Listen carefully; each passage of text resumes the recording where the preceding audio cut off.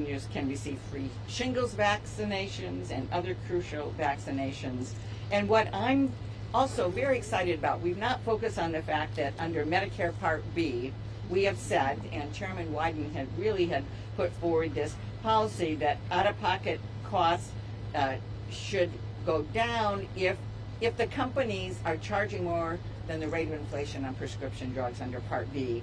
Every 3 months, the administration is looking at it, and the latest numbers show that average out-of-pocket costs have gone down as much as $449 a dose. This is treatment you get in a doctor's office or in a hospital as a cancer treatment or others. The average dose has gone down $449.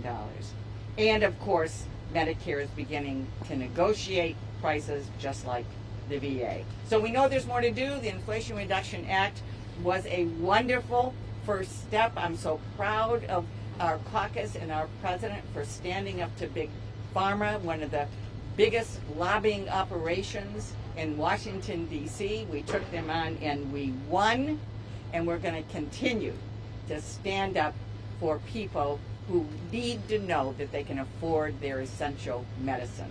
So I'm going to turn this over to our great leader, Senator Chuck Schumer. Bravo! Thank you. Thank you, Senator Stabenow. Are my 3 senators who are here, Wyden, Stabenow, Klobuchar, have been such leaders on this issue. And they've been relentless. They persisted and persisted and persisted until we succeeded. Congratulations to them. And I would like to say Ron looks very cute in his baseball cap. Reminds me of his athletic days. And Amy quite didn't get to red. Almost, yeah. Okay, I didn't either. Okay, you know, so 1 year ago, we made history, by introducing one of the most important pieces of legislation in decades, the Inflation Reduction Act. It will go down as one of the most significant pieces of legislation that the Senate, the Congress, has ever passed. And it was our leadership in the Senate that got it done. The people behind me, our whole great legislative team. And this legislation represents a down payment on the biggest issues of our country, including the staggering rise in healthcare costs. When you ask Americans what bothers them about the economy, they know that jobs are getting better. They know that unemployment is down. They know even that their wages are going up. But the thing they are worried about probably most of all is the costs. And nothing has done more to reduce their costs that has passed legislatively in decades than the Inflation Reduction Act. It reduces the cost of heating your home. It reduces the cost of buying all kinds of appliances. It will reduce the cost eventually of driving a car. But it also reduces probably the #1 cost item that bothers Americans, and that is healthcare costs. And that is because it's about life itself and your health itself. That's what it's about. And when you are struggling because you or a loved one is sick and you can't afford the medication that you need, it's agonizing. When you have to decide whether to cut a pill in half or in quarters, even though you know the doctor has said you need the full dosage to get well, it is agonizing. But for the first time, Democrats took on Big Pharma. Frankly, we got zero help from Republicans. One of the reasons this had to be in the IRA, and one of the reasons it wasn't as complete as we would like, is because our Republican friends were in the pockets of Big Pharma. But we Democrats said enough is enough is enough. And I also want to thank the AARP and the groups behind us, because without them, we might not. You look cute in your hat too. Because without them, we would not have gotten it done, plain and simple. They were relentless. The number of teletown halls that we did together was just incredible. And tens of thousands of seniors from across New York, or across Oregon, or Michigan, or Minnesota would get on those calls because we knew how important this was. And so there's lots of ways the costs are going down. We've already done it for insulin for seniors. We couldn't do it for the rest. We did get 7 Republican votes. We came close to the 60. But we're fighting right now. I am working for a bipartisan legislation with some of my colleagues to get insulin $35 down for everybody. And our actions alone have had 2 of the biggest companies reduce their costs to everyone $35. Right now, the cost of your drugs starting January 1st will no longer be, $10,000, $20,000 for these desperately needed pills and medications. It'll go to $3,100 this year and $2,000 next year. What a relief. What a relief. If your child is diagnosed with a rare form of cancer and there's a medicine that can make her or him better, but you can't pay for it. The insurance company says no, and even Medicare or Medicaid says no. Now you will be able to. Praise God, praise God. That is an amazing, amazing thing.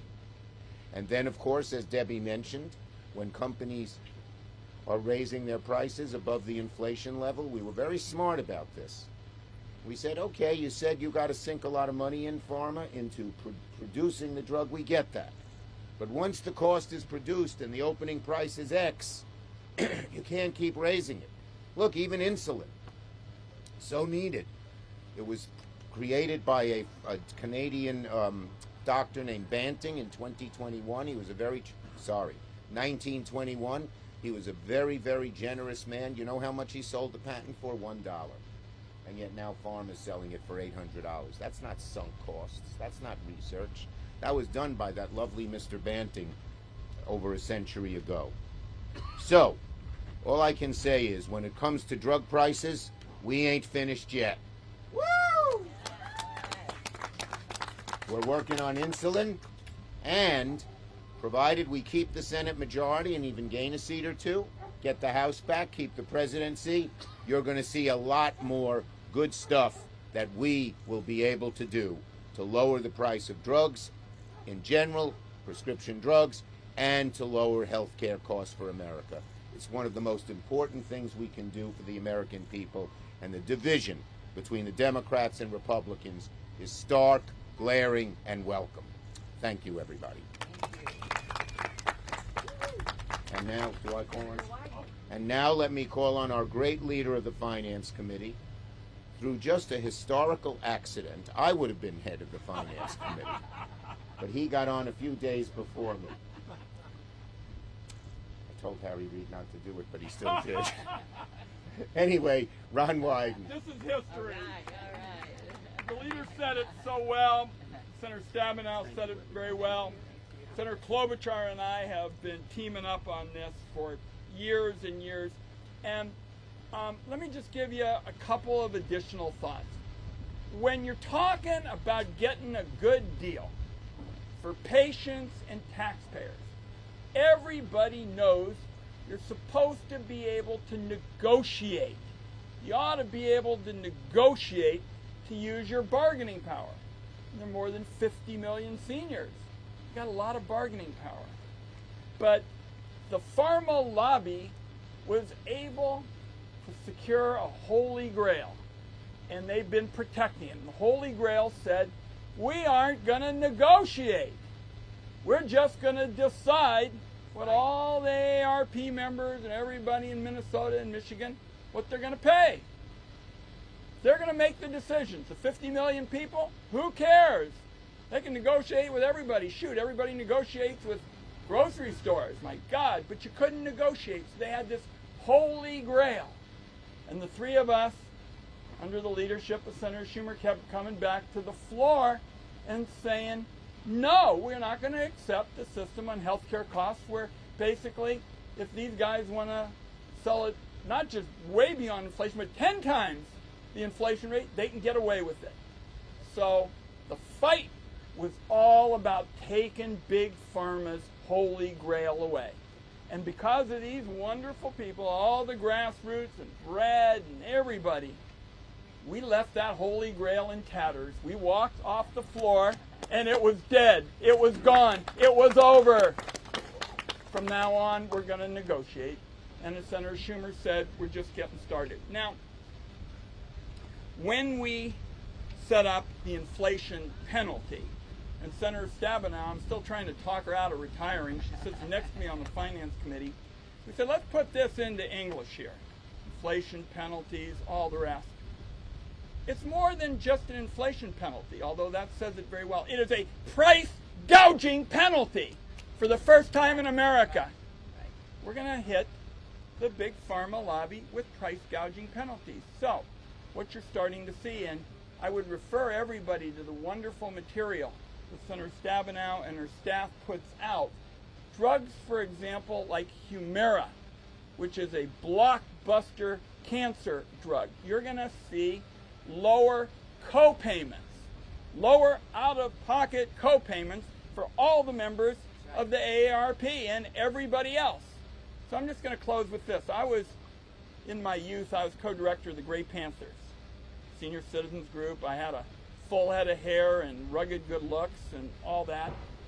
And all of us have been telling you these stories of watching for years on end senior citizens in particular, but lots of other people, in pharmacy lines. And they'd be waiting, and you could see them. They were counting the money they had, and they were looking at their checkbooks, and people were saying, am I going to cut the pills? Am I going to buy a piece of chicken? Am I going to go without? Those were the stories. And so the three of us, under the leadership of Senator Schumer, we had a bunch of other people in our caucus. We dedicated this fight to them. We said, for all of you seniors and all of you people who've been getting fleeced all these years because you haven't had any bargaining power, this fight is about you. And Joanne and AARP and all the senior groups took to the grassroots. By the way, there are lots of people, executives and stuff, in all these buildings all around here. You know, building, doesn't say building for higher prices for senior citizens or something, but that's what they're doing. They're trying to say, oh, you know, we won't have any research, and oh, everybody, the companies will move to China, and oh this and oh that. They were fighting all these people all the way. And so when we walked off the floor of the United States Senate a year ago, it was pretty simple. The people beat Big Pharma. God bless. Wonderful work. Yes. Senator Klobuchar. All right. Well, thank you. It's wonderful to be here with my colleagues. And I especially wanted to thank Joanne Jenkins for an AARP, because I think you all know, my colleagues have mentioned this, I think it's 3 pharma lobbyists for every member of Congress. 3 pharma lobbyists for every member of Congress. And they had the money, and they're running the ads, but what they didn't have was AARP. What they didn't have was 50 million seniors that stood with us and the people of this country. And Joanne putting her own face on the ads was one of my favorite things. So, but it was a pushback, and it was long overdue. When you look at the rates that we get from our wonderful VA, because they have negotiation, we know this works. We know it works. I was actually just down in southern Minnesota with the Secretary of Veterans Affairs, and we learned that at many of our towns that people are using the VA health care, and even if they're not, if there's any way they can access the drugs that way because they're veterans or their spouses are veterans, that's what they do. And it's a ridiculous situation when we have one healthcare system that's working in terms of prices and the other one that's a total ripoff. And so that is why for years I have led the bill on price negotiation for Medicare. I am so pleased that we got a start. It is a time to celebrate, yes, what we got done, but it is also a time to be very clear-eyed of the challenge in front of us. We have an opportunity right now to go further on insulin. The forces stopped us in the past, but I believe we have a chance to get it done on a bipartisan basis. I also want to mention the hope that we have on some of the patent bills. Senator Grassley and I think for it's not as long as Senator Grassley's been in the Senate, but it's been a while, have been pushing to pass our pay for delay to stop the egregious practice where Big Pharma pays off generics to keep their products off the market. We also have the sham petitions where they file sham petitions to try to delay competition. There are 3 bills that came out of the Judiciary Committee, which is not exactly an easy committee to get bills through, on a bipartisan basis. And those bills are the ones that we hope to include in this package as well. So what's happening right now with our negotiation?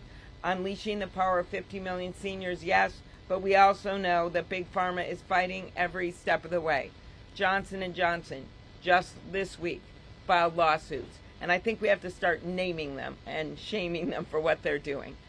We had a moderate proposal that included a few blockbuster drugs and then increased the number of drugs over years. It didn't go nearly as far as I believe we should have. We should have been allowed all drugs to be negotiated, but they are still standing in our way. They are putting every lawyer they have and the legal power to try to stop us in our tracks. So anyone that thinks this fight is over, to me it has just begun. It's begun because of the insulin prices for our seniors. That's a victory. It's begun because of the limits that we put on out-of-pocket. Yes.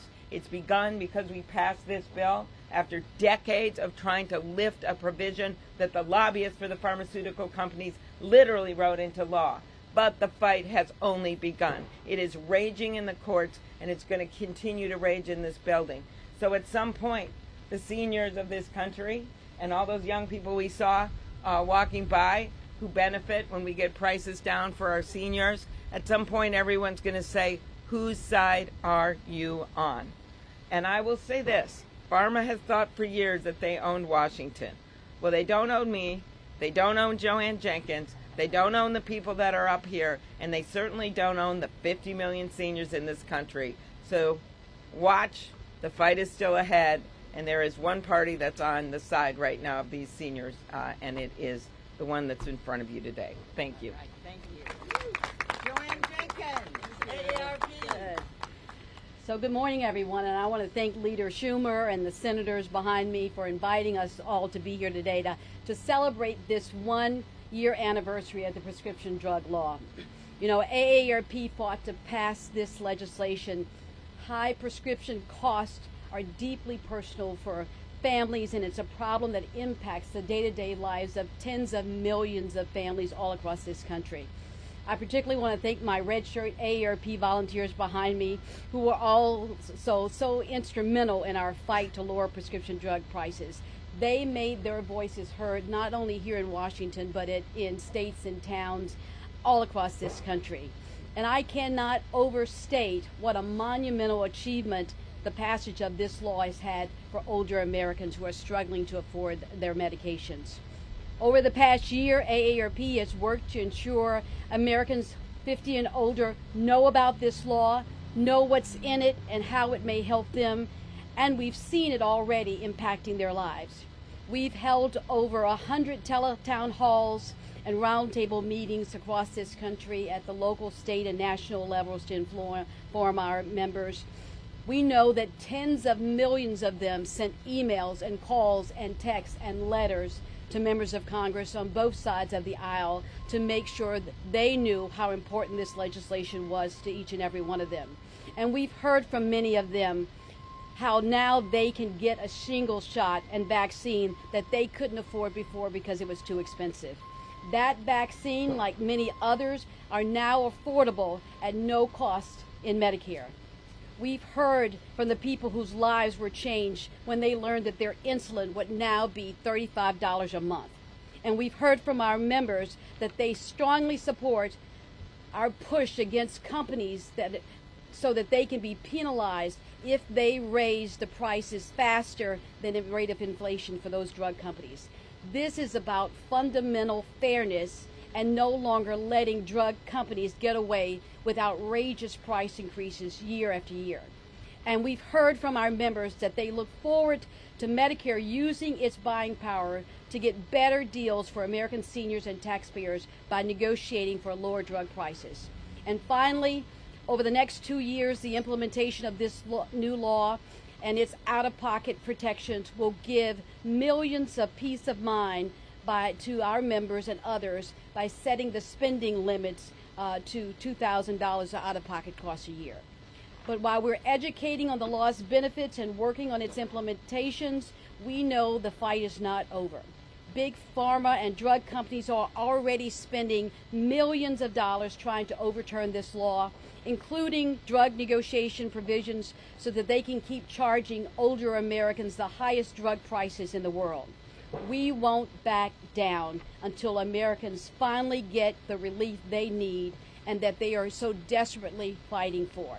I want to thank you again for inviting AARP to join with you today, and I thank the senators for their steadfast support for bringing down the cost of prescription drugs.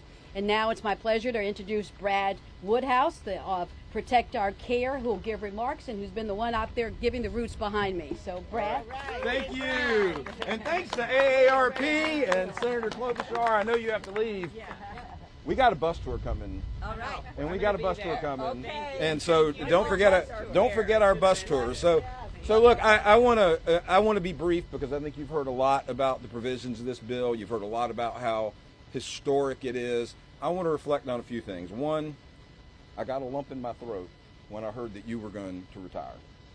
You don't remember me, but you sat next to my first boss in Washington on the Ag Committee in 1998 through 2000, Bob Etheridge. Oh, yeah. Then Bob, yeah. you were vice chair of the DSCC when I was communications director under John Corzine, and you have just inspired me. You have been so important to this movement. You've been such an important part of getting all of this work done, and I wish you would change your mind on retirement, but God bless you for all the work that you've done. You've been just a tremendous leader, and all of you senators and of course AARP have been tremendous.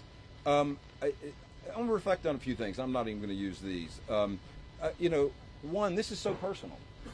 This is so extraordinarily personal. We're going to hear from Irv here in a minute about how personal this is. I sit down at the Thanksgiving dinner table, and to my left is my mother, type 2 diabetes, and ahead of me is my brother, type 1 diabetes, and to my right is my sister, type 1 diabetes, and sitting next to me is my 16-year-old son, type 1 diabetes. So, I mean, this is extraordinarily personal. And look, pharmaceutical companies, they got to make a profit, and they got to innovate, and they need to provide these drugs. But you know what? They think it's okay to negotiate with Germany and Japan and Great Britain. They think it's okay to negotiate with every other industrialized country in the world because they have to. They think it's okay to negotiate with the Veterans Administration because they have to. But they will literally convince you that they're on the verge of poverty if they have to negotiate with Medicare to just bring some relief to seniors and, by the way, to taxpayers. Because the provision that has banned Medicare from negotiating with pharmaceutical companies to lower drug prices for seniors has been a ripoff of taxpayers for every minute that has been part of the law.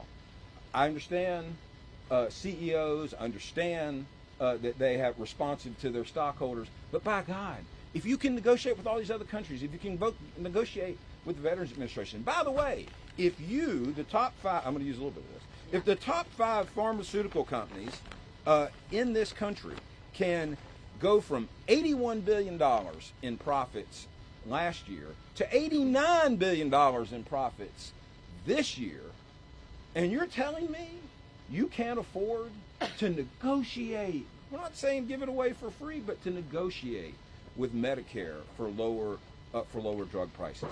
It is absolutely obscene, and I am with Senator Klobuchar in we have to call out, and Protect Our Care is doing this.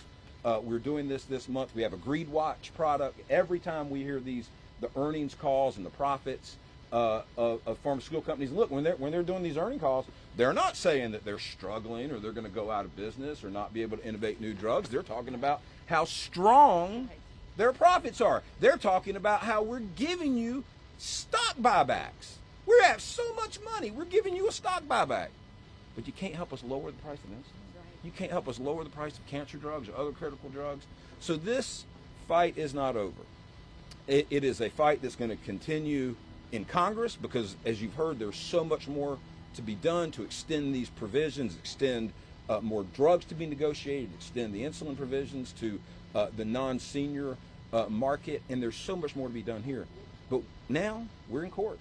We, the collective we, are in court because pharma, it wants to exact every single dollar out of seniors and out of Medicare that they can, so their CEOs make more money, so their stock prices are higher, and so they provide more stock buybacks.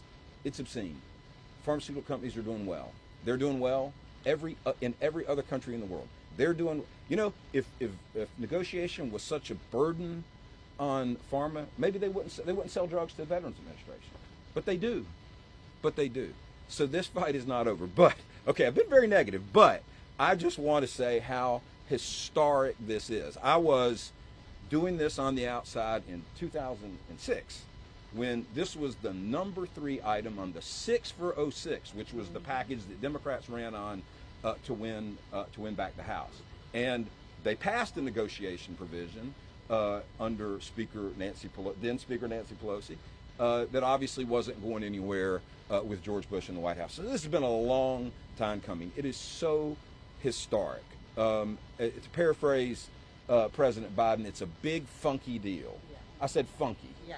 Funky. I said funky. It is such a big deal. And we are, Protect Our Care is going to be on the road this entire month of August. Well, we start, later. We start on July 31st, I guess. We're going to be on the road, bus tour, 8,000 miles, coast to coast. I forget, 16 states, 50 stops. I don't even know all the stats, but we're going to be on the road celebrating this, because the more we bring the story of how important this is, the more we can fight against Big Pharma, the more we convince the other party to do something like a bipartisan bill to extend the Inflation Reduction Act's provisions, or extend at least the insulin cap to a larger market. So enough out of me. I want to introduce Irv Varconi. Irv is in Fairfax County. He's a senior. He is benefiting from the Inflation Reduction Act, which we are celebrating here today. So I want to bring up Irv. Irv? All right. Hey, Irv. Thank you. Yay. Thank you, Brad. Thank you, Senator, and thank you, AARP. I am a proud member of AARP, and seemingly I've been a member for as long as I can remember. I don't know how that happened. So, as Brad said, I am a retiree, a 72-year-old living in Fairfax, Virginia. And 2 years ago, I went on Medicare when I retired, and my wife had retired from her firm working as a consultant. So we went from private insurance to Medicare. At that time, I had been taking a drug that my dermatologist had recommended that I needed for severe psoriasis. I had been paying $5 as a copay while we were in private insurance. So certainly private insurance must have negotiated in some way with the maker of this drug. When I went on Medicare, it jumped up from an average of $5 per injection. There were 4 injections a year to an average of $1,500 per injection.